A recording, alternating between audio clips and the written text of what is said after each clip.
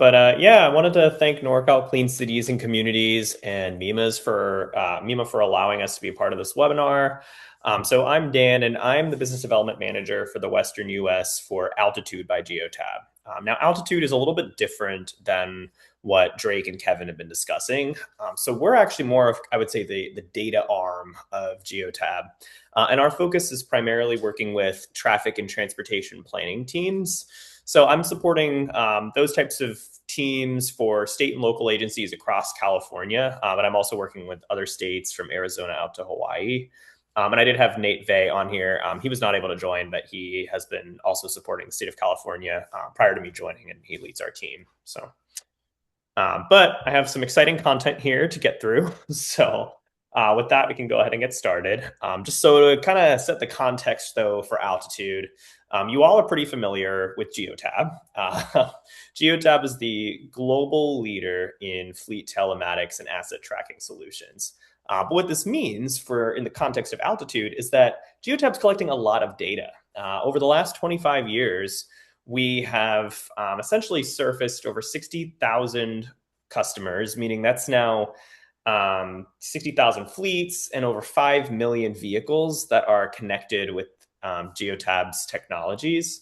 And that also means over 80 billion data points are being processed daily. So again, a lot of data. And what that creates then is a rich repository of commercial vehicle analytics and insights that also can help local communities enhance their traffic engineering and transportation planning work. So that's where Altitude comes in. Tapping into this rich repository of data, Altitude is essentially an on-demand web-based software platform that is drawing insights from aggregate and anonymized commercial vehicle travel that Geotab has surfaced through embedding the Go devices in over 5 million commercial vehicles. And what this then allows you to do is analyze nearly any road in the US or Canada and surface, again, aggregate anonymized insights on what commercial vehicle travel looks like. And so what does that mean specifically? Well, where are trips starting from and ending? How fast are vehicles going along those road segments? What's the VMT of that area? How long are vehicles stopping for? How long are they driving before they're stopping? How can that help with enhancing electric vehicle charging? So it's kind of this on-demand suite of analytics that we are our own data source for. So the platform is constantly growing too in the amount and richness of data that's being added to it as more and more fleets are adopting Geotab's technologies, more and more insights are able to be surfaced. Looking at California to kind of just get a sense of the types of vehicles that we're monitoring and what Geotab is able to leverage in California. So we cover within 7 days every single road within the state of California. And so, again, you can get a view into mobility patterns from a really significant portion of commercial vehicle travel with comprehensive roadway coverage for these analytics. And again, just to kind of reiterate also, and I'll explain this more in the next slide, but this is all anonymized and aggregate data, meaning all PII requirements are set forth by federal and local agencies. So there's really no way that this data can be tracked down to an individual user or to an individual fleet.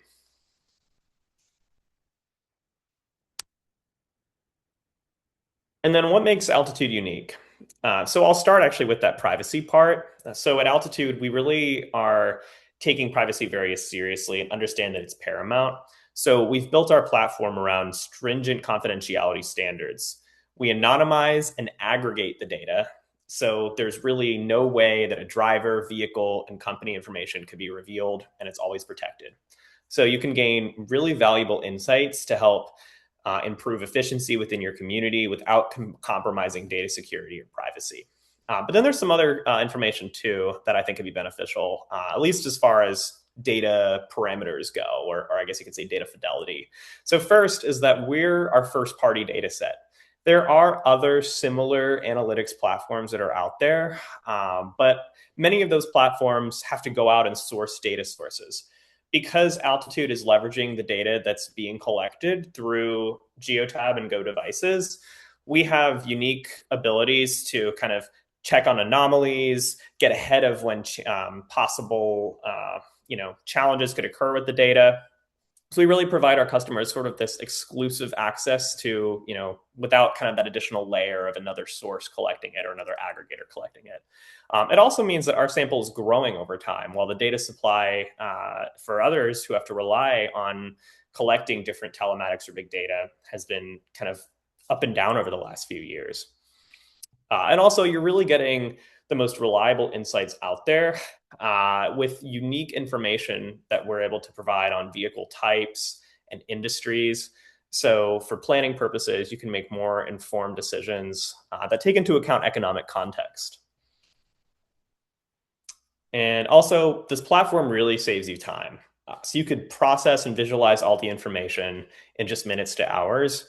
So essentially, you can run an analysis, understand the commercial vehicle activity within an area, all in front of your computer, which then would mean you wouldn't have to go out into the field to collect data, saving you many hours and time and resources in doing so. So that's kind of just a quick overview on what makes Altitude unique. Talking a little more about the platform itself. So the platform covers 7 main applications, which you can see here. And those are represented through different modules. We have really 4 core modules that I'll talk through. But you can choose a module, and then within that, either upload, draw, or select a geography, and then run an analysis in that area to return answers for commercial vehicle traffic in that area in just minutes to hours. And then what gets returned when you run your analysis are visualizations like you see here. So more of these sort of heat maps that quantify the travel based on colors. And you can also have data that's downloaded as well into a CSV file. And then these visuals you can bring into your reports. So speaking specifically about the modules, the first that I'm going to show is one that I think would be most relevant to cities and counties, and that's traffic analytics. And this allows you to answer some pretty helpful questions, particularly things like, what are the truck counts by weight class on every road segment in my city? Where are harsh events occurring, like harsh braking, acceleration, cornering, so that you can prioritize safety countermeasures to be implemented? What are the average speeds? What are the 85th percentile speeds? And how do those compare against posted speed limits? How are the travel times so that you can pinpoint delays and bottlenecks? So really what this provides you is instant access to data that can help you update road design plans to accommodate heavier trucks, scan your city, even local roads to prioritize traffic calming measures, and locate where delays are highest so that you can really pinpoint intersection improvement areas or roadways that need widening. And for example, New York City DOT, they've actually leveraged the speed and 85th percentile speed data for traffic calming prioritization.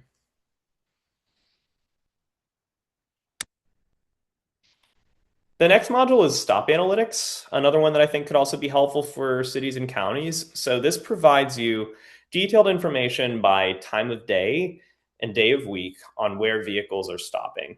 And it allows you to go a little bit further than that too. What we've heard and what we've seen is that truck parking presents a really significant safety challenge, and especially along US highways. So I think for some of the state agency folks, they probably heard this.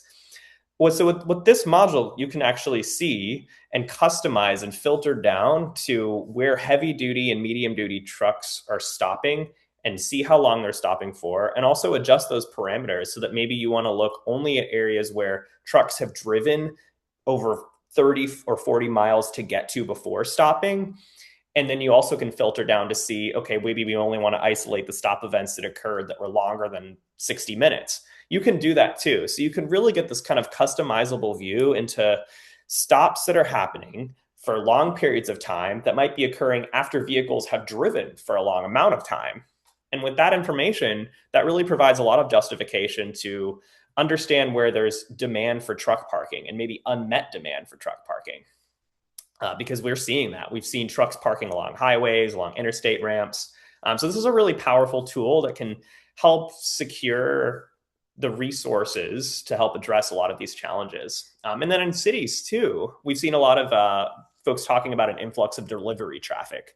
So you can also look at light duty vehicles in this module and see where there's a lot of stop events from, like delivery vans, for example. And then those might be parts of a city that you can look at to expand things like load zones or curb accommodations so that the road is better shared between the passenger vehicles, the pedestrians, and some of these delivery trucks that keep just stopping and parking along the side.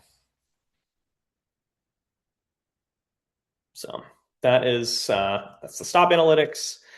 Alongside the stop analytics, this is kind of a part of it, is regional domiciles. So kind of further into that parking use case, altitude also lets you analyze the inferred domiciles of commercial vehicles, which you could kind of think of. I mean, I know you don't really think of a heavy truck having a home, but that's essentially what you could think of it as, is their home or dwelling location. So where then is this helpful? Electric vehicle charging. So you can understand locations where there's a lot of domicile activity going on, meaning vehicles are stopping or dwelling at their domiciles. But you can also tweak this analysis to only look at maybe where vehicles are only traveling a certain length after their domiciles, because those could be good candidates for where to place EV charging stations, so that the vehicles aren't driving too far outside of their range after their domiciles or before their domiciles. And that also can be helpful. You can use this module to better plan candidate fleets for electrification, and kind of knowing where there's a lot of domiciling activity going on and maybe some of those trip distance parameters.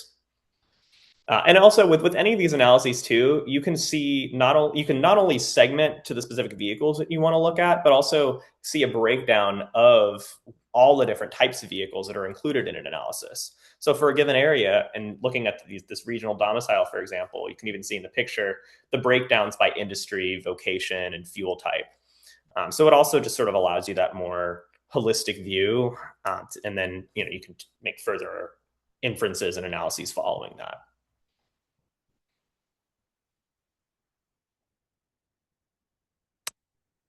And also, I have not been able to look at the chat, so I don't know if there's been any questions here. Okay, cool. Don't see anything. But if anyone does have questions, feel free to add them to the chat, and I will try to address those once I'm through this portion here. So I've got a couple of different other modules to show here. So the next is origin destination. This allows you to gather how many trips are occurring between origins and destinations that you define, and also, again, provides a breakdown of which types of commercial vehicles are making those trips. So you can see how many trips by weight, industry, vocation, and fuel type are taking place. And this provides really key information for economic context that can be helpful for modeling and even, again, planning emissions control, especially if you isolate and understand the flows specifically for vehicles of heavier weight, or gasoline and diesel vehicles specifically for a given area.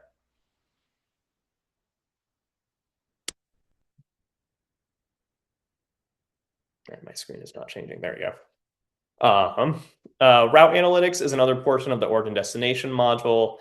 I think for kind of the city and county area or jurisdictions, this is also valuable because you could get a sense of the cut-through traffic that's occurring by commercial vehicles. So what this is essentially showing is, the origins and the destinations. What are the most heavily traveled routes being taken between those origins and destinations? So cities can use this to see whether trucks are staying along their designated truck routes, or if maybe there are actual routes within a city that the trucks are traveling on they really shouldn't be traveling on. And then you often hear those HOAs or neighborhoods saying, oh my gosh, we're getting cut through traffic. Well, this kind of analysis would really help kind of validate those claims or refute those claims, and help maybe provide that, making the case to implement different either new truck route designations or traffic calming modifications.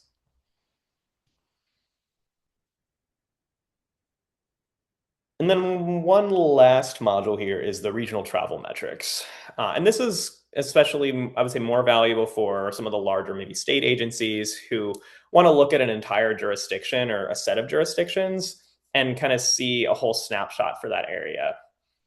So for example, you could look at a county and get, within minutes, the total view of that county, say, how many trips were occurring during the given time period you selected, what's the total VMT look like, what's the breakdown by vehicle type of trip distance traveled during that time period. So it kind of allows you to, again, get kind of a quick snapshot. And it could be helpful for answering maybe some high level questions like, what types of commercial vehicles were contributing the most to VMT in this area during 2025. So it's a quick way to get started, I would say, with planning purposes, but a very powerful tool still. And then we do, in addition to the on-demand web platform that I've been showing, provide an API. So this can be helpful for if there's a lot of analyses that you want to run and you don't want to have to do them all manually. This can really help automate that. And there's also some additional analyses that are available in the API currently that are not even available yet in the platform. So it can help increase operational efficiency and even provide some additional capabilities. And we have a customer support and training team too. So, if the transportation and traffic engineering teams were to get access to this platform, they would not be all on their own.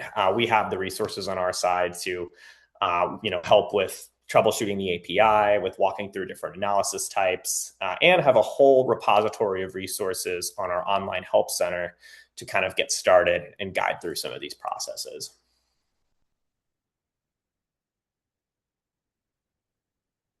See, how am I doing on time? Okay. So this just quickly here, and I think I might have even seen someone from Carb was on. So Carb is currently working with Altitude, some other state agencies like Caltrans, also CalSTA, CEC, essentially any state agency, and I'll explain this more towards the end, but any state agency actually right now can access Altitude through a statewide agreement that we have. And Caltrans, for example, has been leveraging the platform to help initiatives like truck parking and use it to measure freight travel to support their travel demand modeling. SCAG has also leveraged the platform for travel demand models. This is to help get the baseline data for modeling goods movement and informing planning decisions. Across the rest of the US too, folks like GDOT, so Georgia DOT, and the RAY have used our platform for freight electrification initiatives. And then I mentioned New York City DOT, they leverage the platform for safety related applications and traffic calming. See if I'm missing anything in the chat. So now I'm going to just show actually some quick example analyses from the platform. So you can kind of just see what some of these outputs might look like if users, if cities or anyone on the call were to have users in it. So this is an example of the traffic analytics and specifically truck volumes. So this was actually in West McAndrews Road in Medford, Oregon, but you can just see just how granular the data provides. So it not only provides a breakdown by weight class for this particular road here that we selected, and you can see this was from 3 months of data in 2025, but it actually even shows what the count looks like by time of day. So you can see kind of the changes and when the peaks are. And it provides you, breakdowns of the observed counts along kind of an entire given area, but we honed in just specifically on this particular road segment. But essentially, provides you the total numbers.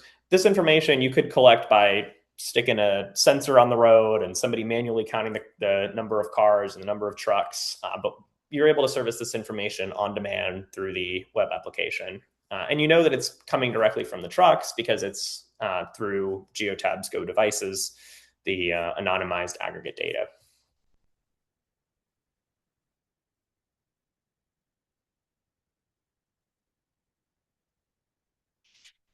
And then this is just sort of a higher level view just to demonstrate the scale. So this is all of Medford. You can see all these different, all this different data that we're able to gather here. And this is looking at just some select roads that we highlighted, showing the total truck counts for heavy duty, medium duty, and light duty trucks. And this data, we do here is useful for travel demand modeling, but also for cities. Sometimes, again, when designating truck routes and trying to understand what types of vehicles are using different routes, that can help inform decisions related to roadway design and making sure that the road is fit to accommodate the various different vehicles that are traveling on it.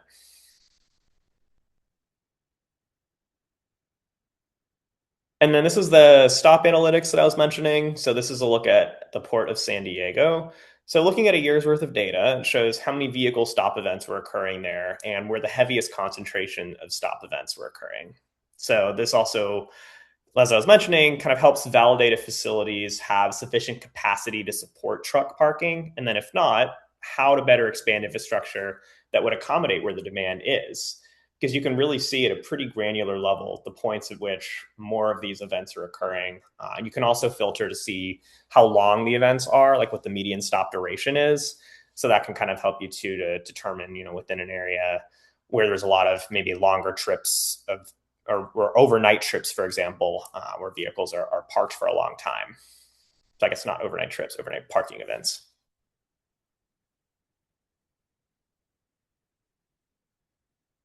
And then from that analysis that we just showed, showed that you can also see the breakdowns of the types of vehicles that are parking or stopping. So primarily heavy duty trucks, not too much of a surprise being that it was the port.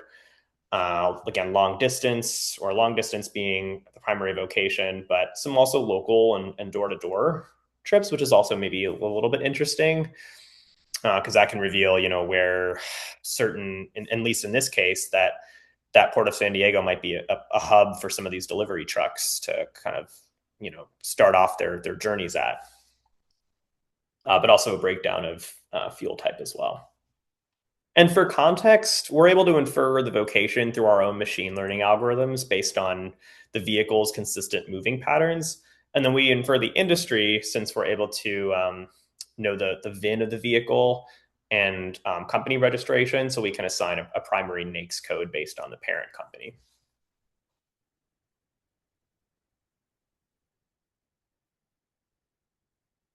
So that was pretty much it for my portion of the presentation. If this is something that you're interested in for your city or your community, the pricing does vary based on contract vehicle that you're a part of. So we do have special options available to communities that are on the California statewide contract. So if this is something that you'd like to further explore, you can see my contact information there, or also Nate's contact information, and we'd be happy to talk through how this, you could work with this for your planning team or traffic team. And then if you're a state agency, well, there's some really good news. You can actually access this right now at no additional cost. So happy to talk that with you as well. So look forward to future discussions. And I'll stay on for like a minute more, especially if anyone has any questions. Feel free to type those in the chat.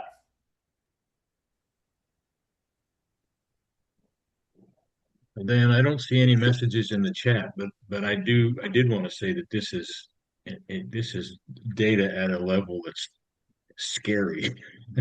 Actually, uh, I saw SCAG on your list of client users. I didn't see SACOG. Have you had any connection with the regional transportation group in the Sacramento region, SACOG? Yeah, so familiar with SACOG, but at this time they're not yet leveraging altitude. But certainly would welcome the opportunity to chat with them and see how this data could be incorporated into their work. Well, and there would be we have a group that meets that has transportation consultants on it, and I know they've done some of the kinds of things that you're talking about. And that is to say, they've done studies, what they've called them regional blueprint kinds of terminology.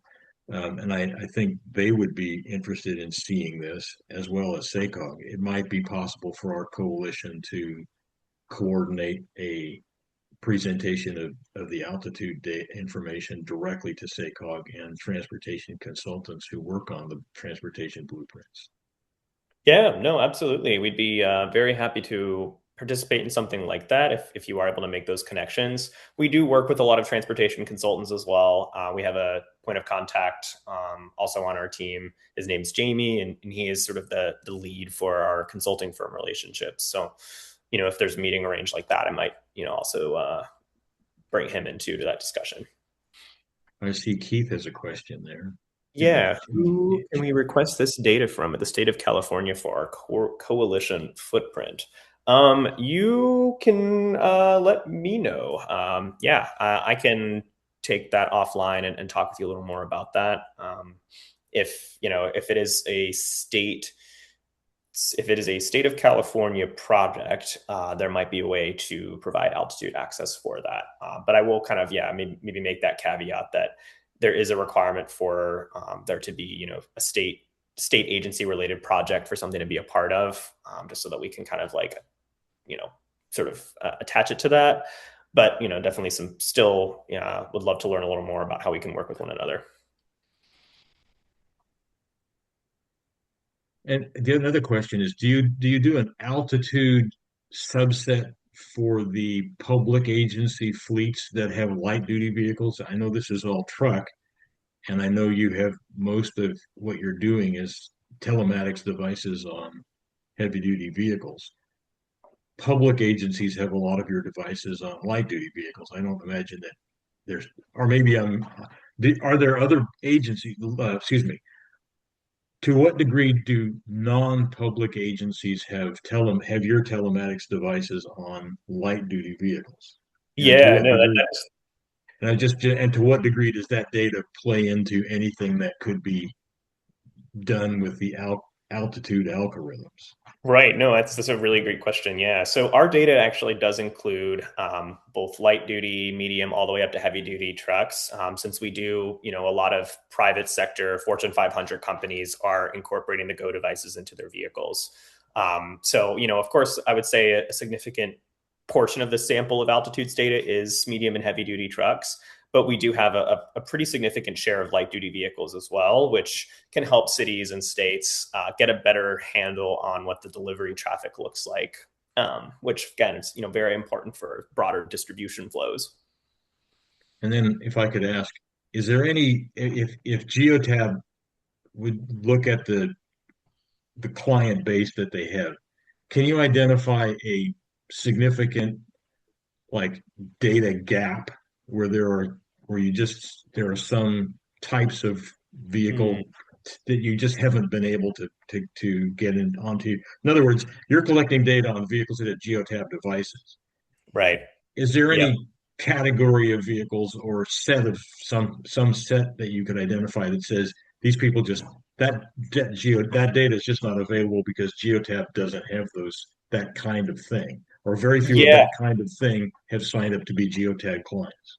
Right. I would say if you're looking for passenger vehicle travel, just sort of like, everyday, you and me driving in our cars to work, we're not really going to have a good share of that traffic at all. Yeah, There are some passenger vehicles that might be in our data set. Just for example, like rental companies might install the Go devices to help monitor and manage their rental fleets. But for the most part, you're not going to really get a good sample of passenger vehicle travel from altitude.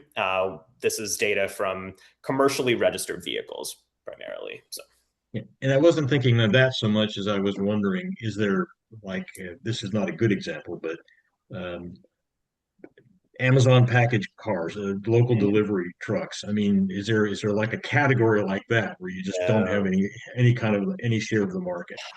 yeah. I don't think I know that granular specifically. I think we're always happy to take a look at an area and maybe if you have something in mind, we can maybe run an analysis and see what like the breakdowns look like for the different types of vehicles. I don't know though of any specific vehicle type though where it's like really really low, other than of course like the passenger vehicles that I was mentioning. But I would say I think overall we do have a higher share of heavier duty trucks within our sample than some of the lighter duty trucks. But all that to say, I don't know that level of specificity.